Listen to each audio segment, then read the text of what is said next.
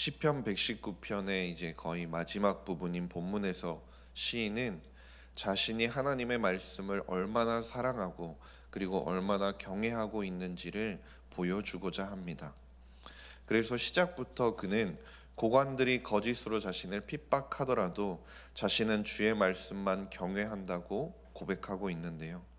여기서 고관이라는 것은 백성이나 지파의 지도자 혹은 군사 지휘자, 통치자들과 관리 등을 포함하는 말입니다.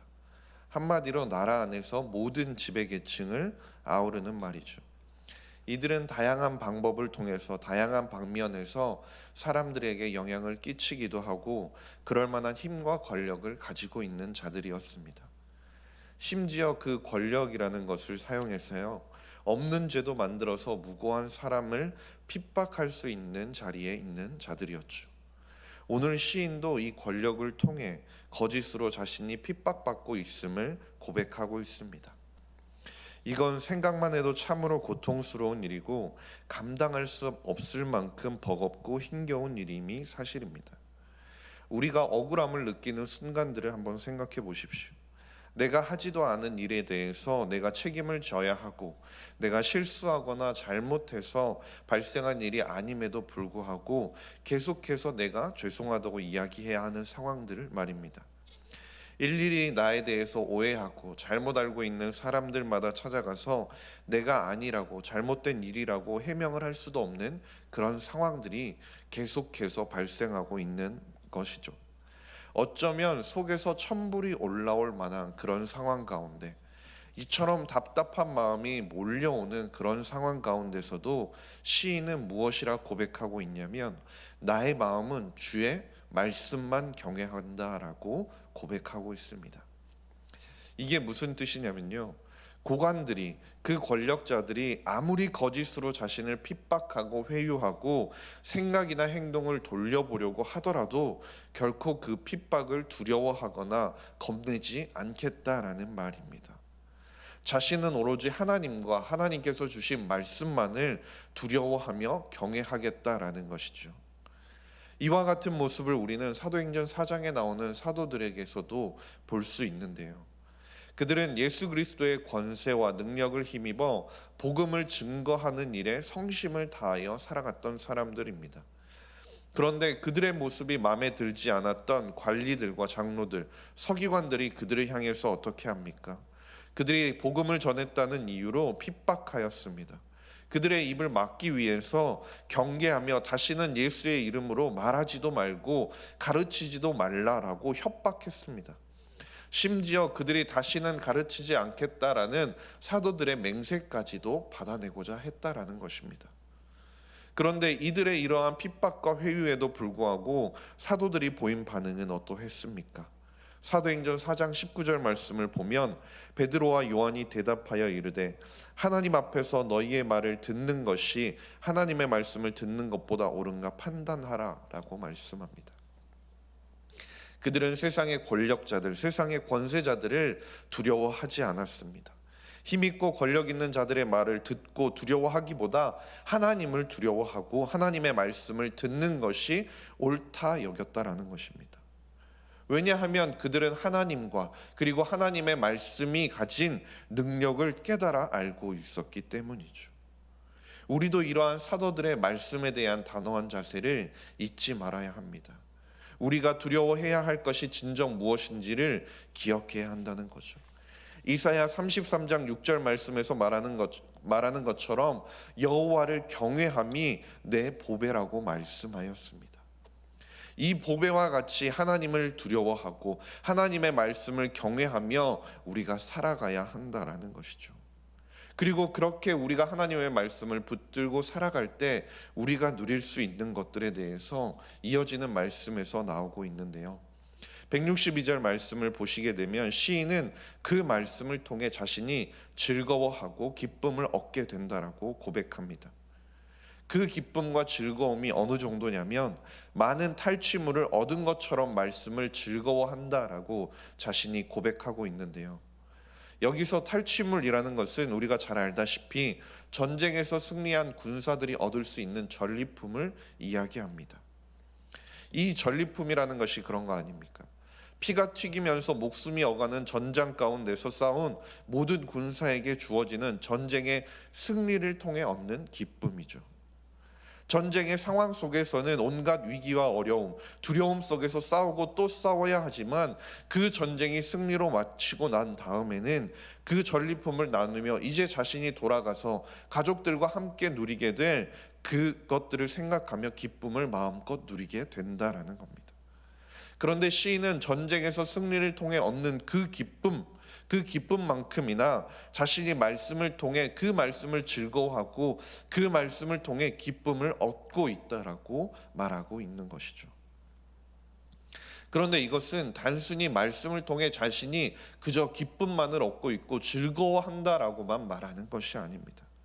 하나님의 말씀을 깨닫기 위해 전리품을 얻기 위해는 무엇을 해야 하는 겁니까?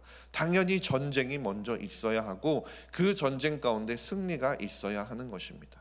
즉 시인은 고백하기를 자신이 말씀을 통해 그 말씀을 통해 전리품 같은 그 기쁨을 얻게 된다라는 것은 그 말씀과 같이 그 말씀을 붙들기 위해 전쟁과 같은 싸움을 매일매일 해왔다라는 것을 고백하고 있는 것이죠.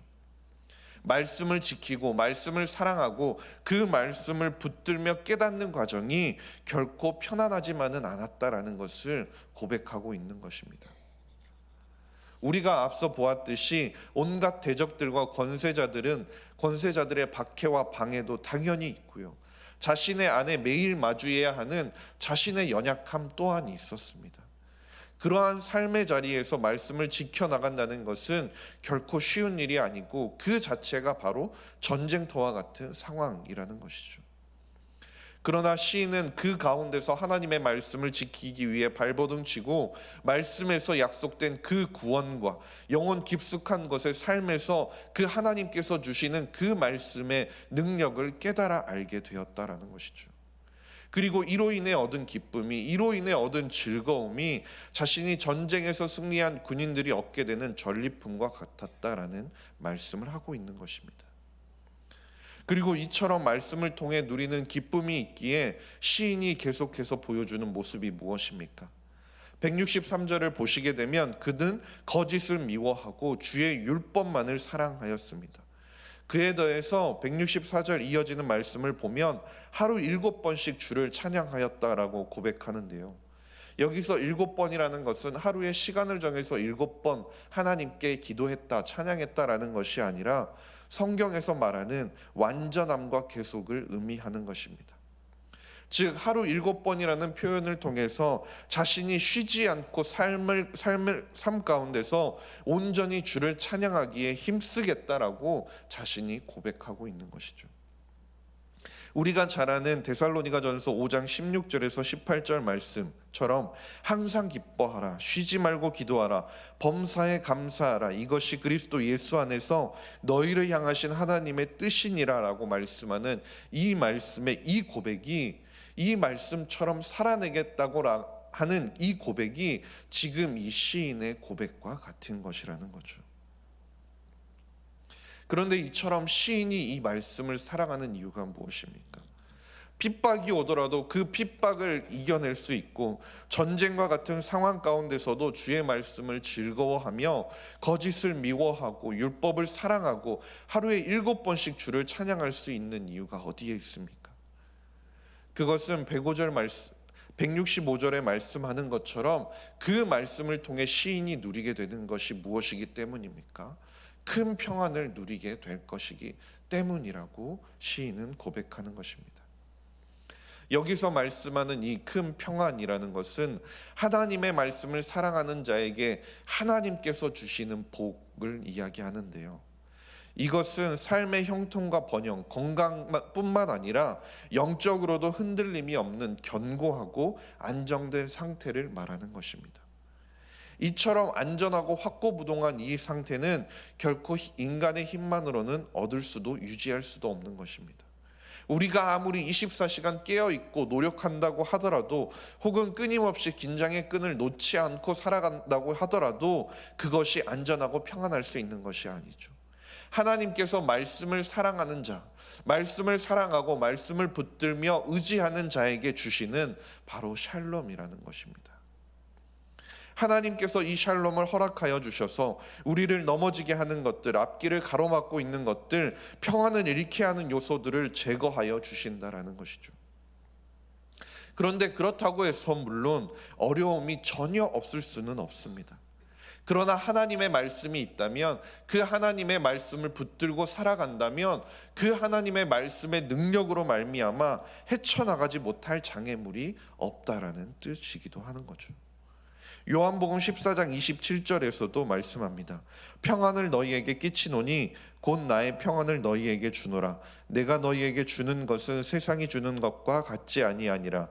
너희는 마음에 근심하지도 말고 두려워하지도 말라라고 말씀합니다. 주님의 말씀에 붙들려 사는 자, 그 말씀을 능력을 믿는 자에게 하나님께서는 이 땅에서 누리지 못하는 평안을 우리에게 허락하여 주신다라는 것입니다. 그러나 이사야 57장 21절에서는 분명히 말씀하죠. 악인에게는 평강이 절대 없다라는 것이죠. 내 하나님의 말씀에 악인에게는 평강이 없다 하셨느니라. 하나님의 말씀을 떠나 사는 자에게는 절대 평강과 평안이랑은 누릴 수 없다라는 것입니다. 주 안에서 사랑하는 석관중앙교회 성도님 여러분, 오직 성경으로라는 구호를 가지고 성경으로만 무장했던 마틴 루터는 자신의 종교개혁을 이렇게 설명했습니다. 자신은 하나님의 말씀을 가르치고 설교하고 기록했을 뿐이다. 나는 아무것도 하지 않았다. 오직 말씀이 그 모든 일을 다 해내셨다라고 말입니다. 이것이 시대를 초월하여 역사하는 하나님의 말씀의 능력입니다. 우리가 온전히 하나님의 말씀에 순종하며 성령의 능력으로 말씀의 온전한 뜻으로 살아가야 하는 이유인 것입니다. 오늘 시편의 시인은 이 말씀에 대한 확신을 가지고 있었기 때문에 그런 어떠한 핍박 가운데서도 말씀을 경외하며 율법을 사랑하고 주의 계명들을 행하며 주의 증거들을 지켜나갈 수 있었다라는 사실입니다. 간절히 바라기는 우리도 이처럼 하나님을 믿음으로 하나님께서 주신 말씀에 확신을 가지고 살아갈 수 있기를 간절히 소망합니다. 진정 하나님의 말씀을 그 어떤 것보다 우리가 사랑하고 매일 묵상하기를 즐거워하며 그 말씀을 통해서 말씀이 주시는 능력을 받아 그 말씀을 통해 세상 가운데 승리하는 저와 모든 성도님들이 될 수 있기를 주님의 이름으로 간절히 소망합니다. 기도하겠습니다. 하나님 아버지 감사합니다. 오늘도 예배의 자리로 우리를 불러주신 하나님 감사드립니다. 혼탁한 세상을 살아가는 데 있어서 우리에게 힘이 되며 평안을 줄 수 있는 유일한 방법이 주님의 말씀을 붙들고 살아가는 것임을 우리가 기억하게 하여 주시옵소서. 이 땅을 주관하시는 하나님을 믿음으로 하나님께서 주신 말씀을 신뢰하며 살아가게 하시고 매일의 삶 가운데 말씀을 따라 주님과 동행하며 살아가는 저와 모든 성도님들이 되게 하여 주시옵소서. 감사드리며 모든 말씀 우리 구주 예수 그리스도의 이름으로 기도드렸습니다. 아멘. 우리 주님 예수 그리스도의 은혜와 하나님 아버지의 사랑하심과 성령의 교통하심이 하나님의 백성들 가운데 함께 하시기를 간절히 축원하옵나이다. 아멘. 이 시간 함께 기도하실 때 담임 목사님의 영육간의 강건함과 사역 위해서, 몸이 아픈 지체들과 돌보는 가정을 위해서, 그리고 교육부서의 여름 사역 준비를 하고 있는데 그 준비를 위해서 우리 아이들과 선생님들을 위해서 기도해 주시고, 전성일 케어다곤 선교사님 넘치는 교회와 예수중심 교회를 위해서 기도해 주시고, 가지고 나오신 개인의 기도 제목으로 기도하시고